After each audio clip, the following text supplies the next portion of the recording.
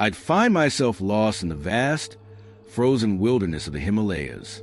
The cold was biting, the silence endless, and every step felt like a fight for survival.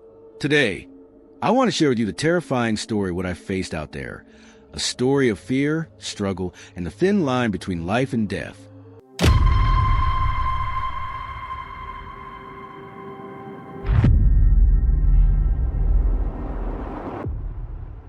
It was December of 1991 when I set off into the Himalayas.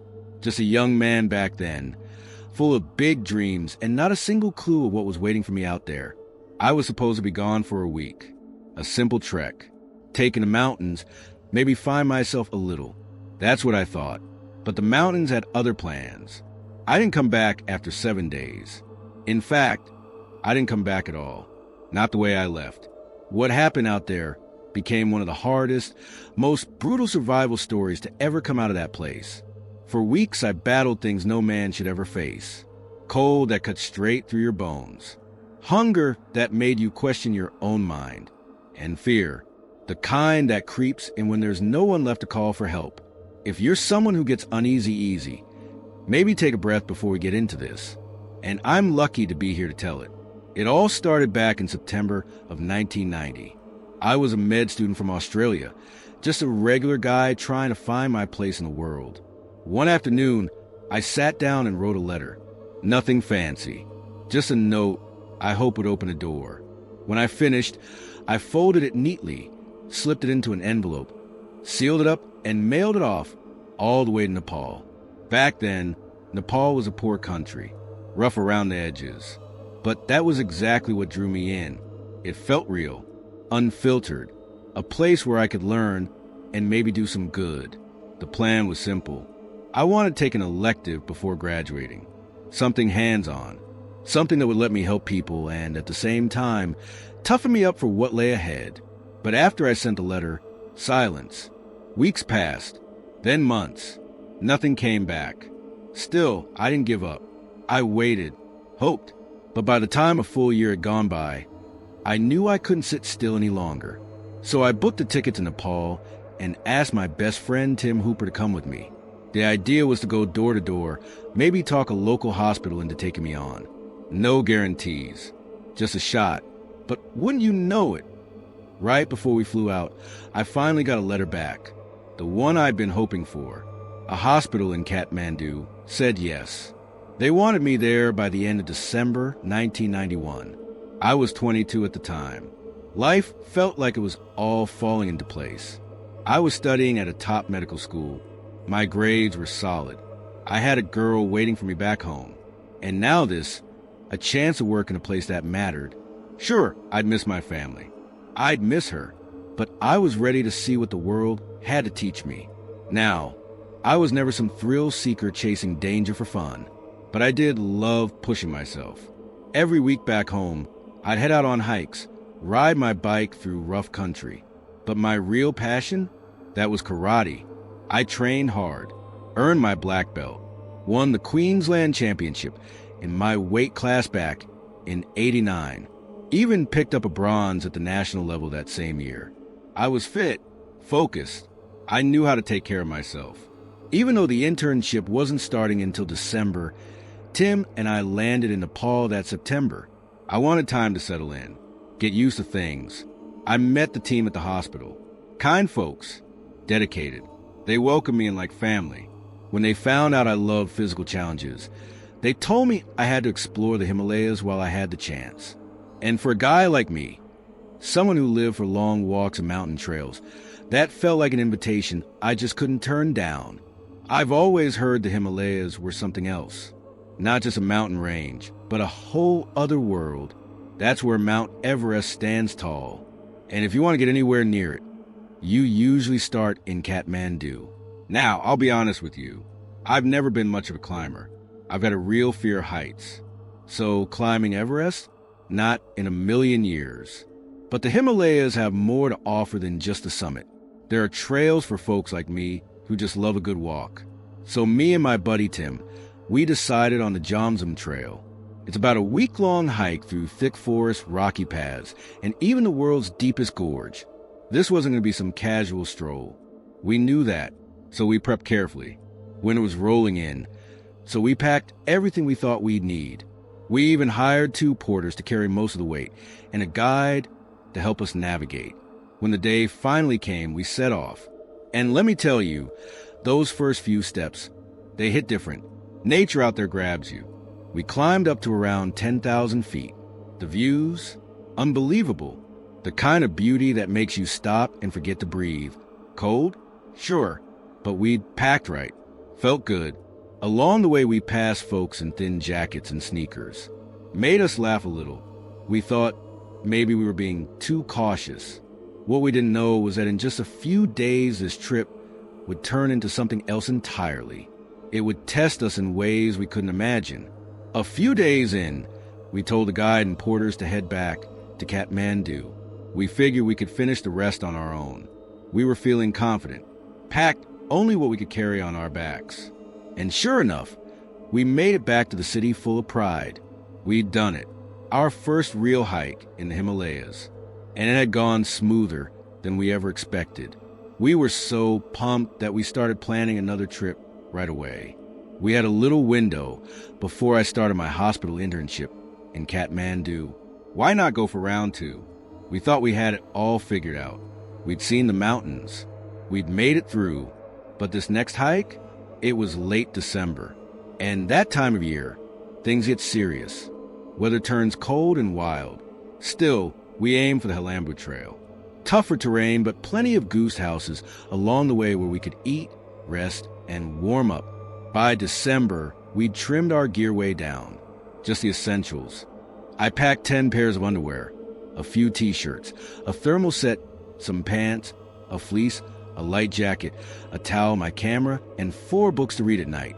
December 21st, we hit the trail again. That first night, in the very first guest house, we met a group of German trekkers heading back from Halambu. They told us it wasn't all that hard, said the views weren't anything special either. And right then and there, me and Tim looked at each other and started wondering if maybe we'd made the wrong call. I pulled out this old, worn-out map of Nepal I've been carrying with me, the kind you find in places that don't always keep up with the times. It wasn't much, but it gave us something to go off, just enough to think through our next move.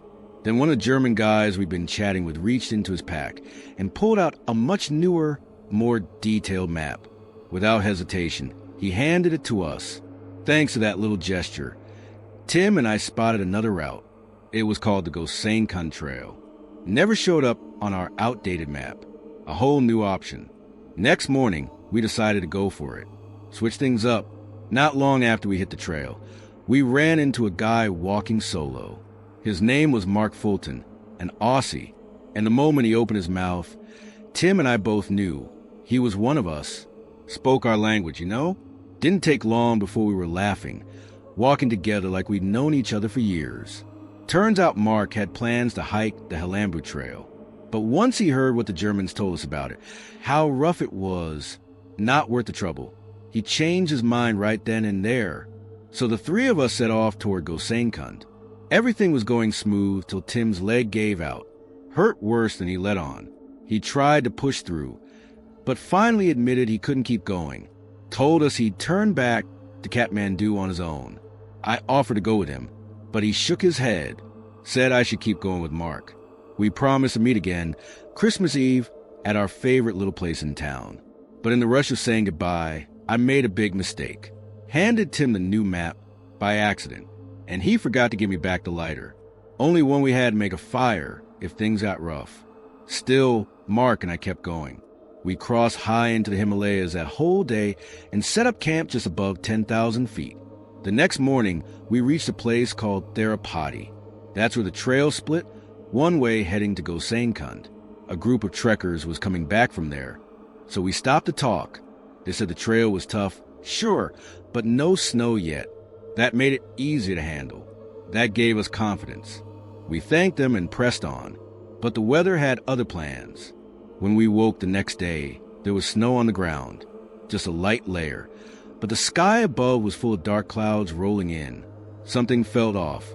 We asked the lodge manager about it. He said not to worry. No heavy snow expected. The pass ahead should still be safe. By 7:30 that morning, we were back on the trail. Wilderness all around. Those mountains were breathtaking. And for a while, they made us forget the cold. For the first hour and a half, it was just peace and beauty. Then everything changed. The temperature dropped fast. Clouds moved in thick and heavy. And the snow started falling again. Not the soft little flakes we saw the night before. These were big, heavy, coming down hard. In no time, the trail started to vanish under the white. It all happened faster than I could have imagined. In just a short while, the snow had piled up past my ankles, over 12 centimeters thick, blanketing the trail until it completely vanished. What was once a clear path now looked like an endless sheet of white. That shift shook me. I started thinking maybe I ought to turn back. But before I could say a word to Mark, something strange happened. Somehow during those steps, we ended up on opposite sides of a creek. I couldn't see him anymore. I called out. He shouted back. But that storm was wild. The snow came down so heavy we could barely hear each other. It took us about 15 minutes just to find our way back together. I didn't try to hide my worry. I told Mark straight up I didn't feel good about moving forward, but he still believed we'd be fine getting back to Kathmandu. I wasn't so sure, and that's when I made the call. I told him I was turning around. He looked at me like I'd let him down, but I couldn't ignore my gut. We didn't argue long. Just a few quick words and we split. He went on ahead. I retraced my steps, or at least I tried to. The snow kept falling, and it buried every footprint behind me. Before long, I couldn't tell where I was. The landmarks I remember were gone. I could barely see 10 meters ahead. That's when it hit me. I was lost. I followed a creek I'd spotted earlier. I figured maybe it would lead to some sort of village. I checked my old map and saw that it flowed toward a town called Talu. About 4 hours later, the land started changing. The valley narrowed. Cliffs on either side began to close in. That little creek grew bigger, turning into a stream, then a full river.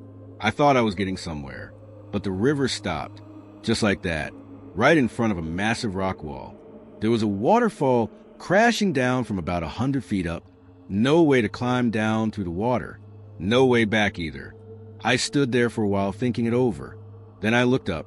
If I wanted to survive, I had to climb. I'm no mountaineer. Never was. But I figured if I could just get above the clouds, I might see something. Maybe a way out. Maybe shelter. So I started climbing. For the next 2 hours, I clawed my way up that slippery rock face, inch by inch. There were moments when I was hanging by just my fingertips, praying I wouldn't fall to the bottom. By the time I made it to the top, I had nothing left in me. I was drained, but by some miracle, I found a little ledge sticking out from a mountain, just enough to shield me from the wind. It wasn't much, but it felt like a blessing. While I sat there, trying to catch my breath, something clicked in my memory. Years ago, I'd read about hypothermia and how wet clothes can suck the heat right out of your body. So I stripped down, dried off as best I could with a towel I had stuffed in my pack, and crawled into my sleeping bag. It was freezing, but I figured staying dry gave me a better shot than staying dressed in soak gear. That night, I curled up under the ledge, shivering, trying to save what little energy I had left for the next day. As the first light crept over the mountains, I pushed myself to keep going. I found another stream and followed it, hoping it would lead me somewhere, anywhere, but the snow was coming down heavy. Every step felt like I was dragging weights. After 2 hours, I had barely covered a mile. The cliffs I faced that day weren't as high as before, but they were coated in ice. I get a few feet up, then slide back down into the icy stream. It went on like that until late afternoon, when I finally found another overhang to shelter under. By then I was cold, wet, and completely worn out. Another long night lay ahead, and I knew this wasn't over. Like before, I peeled off my wet clothes, dried myself with what I had left, and changed into my last dry set. My legs were stiff and numb. I lay there shaking, worse than the night before. At some point, I became certain I wasn't going to make it. That thought hit me hard. I sat up, dug into my backpack, and pulled out my notebook and a pen. I started writing a letter to my family. Every word felt like an apology. I knew I was the one who'd walked myself into this mess. And the thought of them sitting back home, getting the worst kind of news, it tore me up inside. When I finished the letter, I folded it up and tucked it away. Then I closed my eyes and waited, not knowing if I'd ever open them again. December 29th. That was 5 days after I was supposed to meet Tim for dinner in Kathmandu. Back home in Brisbane, the phone rang at Joanne Robertson's place. Her husband picked up. A few minutes later, he rushed downstairs with a pale look on his face. Tim had sent a fax. I was missing. Joanne was stunned. Couldn't believe what she was hearing. Her mind went blank. First thought that came to her was, I've got to get on a plane to Nepal. But the Australian Foreign Affairs office stepped in, told her to stay put. They said they'd take care of it. Advised her to contact a mountaineer named Carl Harrison, who was already in Kathmandu and could help coordinate a search. The next day, Carl and a rescue team set out. Meanwhile, my family could do nothing but wait. They held on to hope. Maybe I'd show up at some roadside guest house along the trail. But days passed. The phone stayed silent. Joanne kept calling the Foreign Affairs office, desperate for any scrap of news. Then, on January 2nd, something came in. A group of French-Canadian trekkers reported seeing a lone hiker. They were almost sure it was me. That single piece of news was like rain falling on a desert. Joanne felt a spark of hope again. She passed the word along to my parents. But the waiting got harder. She couldn't just sit there anymore. The next day, she filed for a visa. And on January 7th, she boarded a flight to Nepal. By the time she landed in Kathmandu, I had been missing for 16 days. I tried to get out of those mountains more than once, but every single time I set off, the snow came down like a hammer. Heavy, blinding, and I'd have to crawl back to that same rock ledge where I'd holed up. That little outcrop became my whole world. I had nothing left to eat, just 2 chocolate bars I'd finished days ago. So I did the only thing I could. I started eating snow. It didn't take long for me to realize there was no walking out of this. Not a chance. I was either going to be found by a helicopter or wait for the spring melt. And spring? That could have been months away. So that cold ledge became my home. No fire, no food, just the clothes on my back and a sleeping bag. I passed the time sleeping, reading when I could, but mostly I thought about food. I'd wake up thinking about it. I'd dream about it when I slept. After 2 weeks of living on snow, the hunger started to fade. It's strange what the body gets used to. I leaned hard on what I'd learned from years of karate training. Focus, discipline. I'd run through forms in my mind. Kata after ka, every small detail. It was the only way I could stay sane. Like a kind of meditation. Like I was fighting the cold with my mind. But no matter how hard I tried, I couldn't ignore my feet. I couldn't feel them. I tried everything to warm them up. Nothing worked. One day I peeled off my boots and socks and just stared. My feet were turning dark. Real dark. And right then I knew if I ever made it out of this alive, I might not make it out whole. But losing my feet, that wasn't the scariest part. Not even close. One evening, just as the light was starting to fade, I heard it, a sound that didn't belong. It was like a scream, sharp and sudden. It snapped me awake. I threw off the sleeping bag and looked up toward the ridge. Maybe 30 yards away, a big bush started shaking. I didn't breathe, and then I saw it, a Himalayan black bear, big as a truck and staring straight at me. My heart was pounding so loud, I thought it might give me away.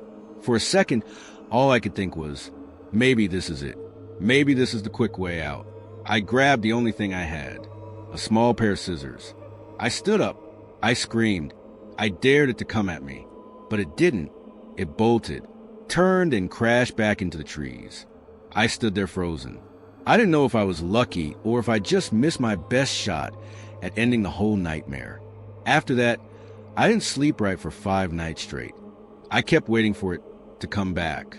And the rescue teams, they were still trying. But those mountains don't make it easy. The storms kept hitting. Some crews got turned back. A few even got lost. Meanwhile, I was still up there, still fighting, still hanging on, 1 hour at a time. By day 30, I was still missing. And far away, somewhere deep in those mountains, I heard something, a sharp buzz, then the chopper blades. I thought I was imagining it, but no, it was real, a helicopter. I jumped up, ripped out of my sleeping bag, ran to an open patch of land, waving like mad.